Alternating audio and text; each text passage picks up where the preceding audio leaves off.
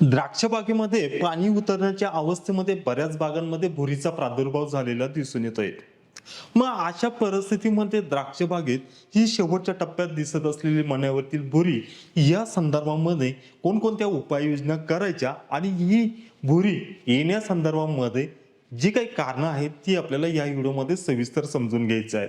शेतकरी बांधवांना जर 70-80 दिवसाचा प्लॉट झालेला असेल किंवा तुमची द्राक्ष बाग येत्या काळामध्ये पाणी उतरण्याच्या अवस्थेत असेल आणि ह्या परिस्थितीत द्राक्ष बागेमध्ये जर भुरी रोगाचा प्रादुर्भाव किंवा ज्याला आपण पावडरी मेलडी म्हणतो याचा प्रादुर्भाव आपल्या मण्यांवरती दिसत असेल, घडाच्या देठावरती दिसत असेल, मण्याच्या देठावरती दिसत असेल तर त्यावरती त्वरित उपाययोजना करणं गरजेचं आहे. पण बऱ्याच वेळा फुलोरा अवस्था असेल किंवा फुलोरा अवस्थेच्या अगोदर असेल किंवा पहिले डिपिंग असेल किंवा दुसऱ्या तिसऱ्या डिपिंगला च्या आसपास तुम्ही भुरीसाठी वेगवेगळ्या बुरशीनाशकांचा फवारण्या घेऊ नये. आता शेवटच्या टप्प्यामध्ये जर भुरी रोगाचा प्रादुर्भाव दिसत असेल त्यातील नेमकी कारणं काय आहेत, कारण या कारणांमुळेच तुमच्या प्लॉटवरती भुरी दिसते हे सगळ्यात महत्त्वाचं समजून घेणं गरजेचं आहे आणि त्यासाठी आपल्याला व्यवस्थित फवारण्या घेणं सुद्धा तितकंच गरजेचं आहे. शेतकरी बांधवांनो, सगळ्यात महत्त्वाचं या टप्प्यामध्ये तुमच्या द्राक्ष बागेमध्ये जर भुरी दिसत असेल तर याला सगळ्यात महत्त्वाचं कारण ठरतंय ते म्हणजे द्राक्ष वेली द्राक्ष वेल जी काही वाढली आहे या वाढलेल्या अवस्थेमध्ये बऱ्याच वेळा जी काही ह्युमिडिटी तयार होते, ज्याला आर्द्रता आपण म्हणू शकतो, ती नियंत्रणात ठेवणं खूप गरजेचं आहे. बऱ्याच वेळा 70-80 दिवसांमध्ये शेंडावाढ खूप मोठ्या प्रमाणामध्ये झालेली असते, घडांची गर्दी असेल किंवा पानांची गर्दी असेल आणि याच वेळी फ्लडिंगने केलेलं पाणी असेल किंवा ड्रीपनं देणारं पाणी असेल आणि त्याच वेळी संध्याकाळच्या वेळेस बऱ्याच वेळा द्राक्ष बागेमध्ये पडणारं दव यामुळे द्राक्ष बागेमध्ये आर्द्रता मोठ्या प्रमाणामध्ये वाढते आणि मग अशा परिस्थितीमध्ये आपल्या द्राक्ष बागेमध्ये भुरीचा प्रादुर्भाव झालेला दिसून येतो.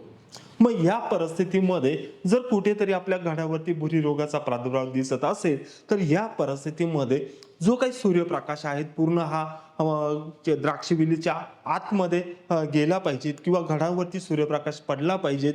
या परिस्थितीचं नियोजन तुम्ही द्राक्ष बागेत करायला हवं.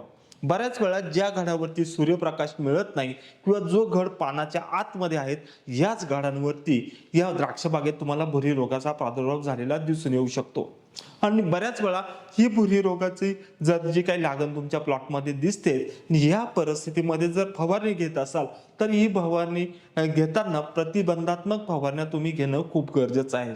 आणि आता या प्रतिबंधात्मक फवारण्या घेत असताना जी काही तुम्ही बुरशीनाशक वापरताय ही यांचं रोटेशन होणं सुद्धा खूप गरजेचं आहे. बऱ्याच वेळा शेतकऱ्यांकडून ज्यावेळेस द्राक्ष बागेमध्ये ह्या टप्प्यात शेवटच्या टप्प्यात ज्यावेळेस भुरीसाठी फवारण्या घेतल्या जातात या परिस्थितीमध्ये सल्फर असेल किंवा पोटॅशियम बायकार्बोनेट असेल यांचा वापर मोठ्या प्रमाणामध्ये केला जातो. पण बऱ्याच वेळा तुम्ही सल्फरचा वापर ही अतिशय थंडी असलेल्या परिस्थितीमध्ये किंवा द्राक्ष बागेमध्ये भुरी रोगाचा प्रादुर्भाव होत असताना जर करत असाल तर सल्फरच्या फवारणी बाबतीत एक लक्षात घ्या, जर द्राक्ष बागेमध्ये टेम्परेचर खूप डाऊन झालेलं असेल, थंडी मोठ्या प्रमाणामध्ये असेल, त्या परिस्थितीमध्ये सल्फरचे तुम्हाला भुरीसाठी खूप चांगल्या पद्धतीचे रिझल्ट मिळणार नाहीत. मग अशा परिस्थितीमध्ये तुम्ही स्कोर असेल किंवा सिस्टेन असेल यासारख्या बुरशीनाशकांचा वापर द्राक्ष बागेमध्ये प्रतिबंधात्मक भुरीच्या नियोजनासाठी करायला हवा. पण बऱ्याच वेळा जे काही भुरीची औषध आहे ज्यामध्ये जे काही ट्रायझोल ग्रुपमधले औषधं येतात यांचा वापर वारंवार तुम्ही करू नये. बऱ्याच वेळा एकाच ग्रुपमधले औषधं तुम्ही द्राक्ष बागेच्या भुरी नियोजनासाठी जर वापरत असाल तर बऱ्याच वेळा द्राक्ष बागेमध्ये आपल्याला भुरीसाठी चांगल्या पद्धतीचा कंट्रोल मिळत नाही. मग अशा परिस्थितीमध्ये बऱ्याच वेळा लुना असेल, ॲक्रिसिव्ह असेल किंवा मेरियन असेल यासारख्या बुरशीनाशकांचा वापर सुद्धा तुम्ही एखादी शेवटच्या टप्प्यामध्ये जर भुरी रोगाचा प्रादुर्भाव जास्त जर झालेला असेल तर या परिस्थितीमध्ये करू शकता.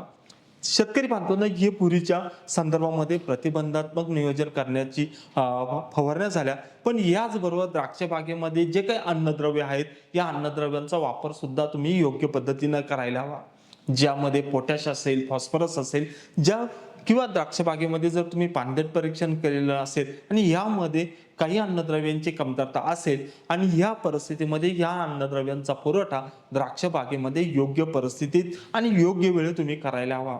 बऱ्याच वेळा या शेवटच्या टप्प्यामध्ये मायक्रोन्यूट्रनच्या कमतरता सुद्धा द्राक्ष वेलीवरती मोठ्या प्रमाणामध्ये दिसून येतात आणि यामुळे सुद्धा द्राक्ष बागेवरती वेगवेगळ्या प्रकारच्या समस्या आलेल्या तुम्हाला दिसून येतात. म्हणून द्राक्ष बागेमध्ये भुरीचं नियोजन करत असताना प्रतिबंधात्मक फवारण्या तुम्हाला घेणं गरजेचंच आहे. पण त्याचबरोबर द्राक्ष बागेमध्ये या शेवटच्या टप्प्यामध्ये अन्नद्रव्यांचा वापर सुद्धा योग्य पद्धतीनं करणं गरजेचं आहे.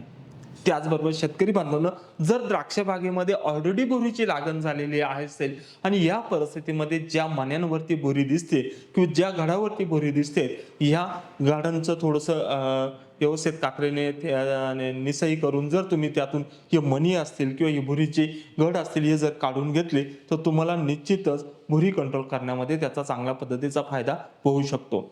बऱ्याच वेळा द्राक्ष बागेमध्ये जे काही हवामान आहे याचं निरीक्षण करणं सुद्धा खूप गरजेचं आहे. शेतकरी बांधवांनो, सगळ्यात महत्त्वाचं म्हणजे शेवटच्या टप्प्यामध्ये जर काही द्राक्ष बागेमध्ये आर्द्रता असेल किंवा सूर्यप्रकाश असेल याचं व्यवस्थित प्लॅनिंग तुमच्या बागेमध्ये होतंय का नाही हे बघून घेऊनच पुढील उपाययोजना करणं खूप गरजेचं ठरतं. जर द्राक्ष बागेतील वेलींमध्ये सूर्यप्रकाश व्यवस्थित पोहोचला जात असेल तर ह्यामुळे द्राक्ष वेलीतील आर्द्रता कुठंतरी नियंत्रित येते आणि आपल्याला भुरीसाठी कोणत्याही प्रकारचे फवारणी न घेता सुद्धा द्राक्ष बागेमध्ये भुरीचं व्यवस्थित व्यवस्थापन करता येऊ शकतं. त्याचबरोबर शेतकरी बांधवांनो, या शेवटच्या टप्प्यामध्ये तुम्हाला द्राक्ष बागेमध्ये भुरीचा प्रादुर्भाव दिसत असेल आणि तुम्ही फवारण्या वेगवेगळ्या प्रकारच्या घेत असाल तर ह्या परिस्थितीमध्ये द्राक्ष बागेमध्ये जे काही फवारणीचं पाणी तुम्ही फवारताय याला व्यवस्थित कव्हरेज देणं सुद्धा खूप गरजेचं आहे. जर तुमच्या द्राक्ष बागेमध्ये तुम्ही भुरीसाठी फवारण्या घेत आहात पण द्राक्ष बागेमध्ये व्यवस्थित एकरच्या हिशोबाने जर फवारणीचं पाणी जात नसेल तर तुम्हाला भुरीसाठी चांगल्या पद्धतीचं नियंत्रण मिळणं अवघड होऊन जातं. मग अशा परिस्थितीमध्ये व्यवस्थित कव्हरेज देऊन व्यवस्थित 400 ते 500 लिटर पाण्यापर्यंत तुम्ही व्यवस्थित पाणी जर फवारलं तर निश्चितच तुम्हाला योग्य फवारणीमध्ये तुम्हाला भुरीचं नियोजन करता येऊ शकतं. शेतकरी बांधवांनो, जर द्राक्ष बागेमध्ये येत्या काळामध्ये जर भुरीचा प्रादुर्भाव तुमच्या बागेत झालेला असेल तर निश्चितच या सगळ्या गोष्टींचा विचार करून तुम्ही द्राक्ष बागेमध्ये भुरी नियंत्रणात ठेवण्यासाठी प्रयत्न करू शकता. शेतकरी बांधवांनो, या व्हिडिओमध्ये या शेवटच्या टप्प्यात द्राक्ष बागेत जर भुरीचा प्रादुर्भाव झालेला असेल त्या संदर्भामध्ये मी तुम्हाला काही गोष्टी समजून सांगण्याचा प्रयत्न केलाय.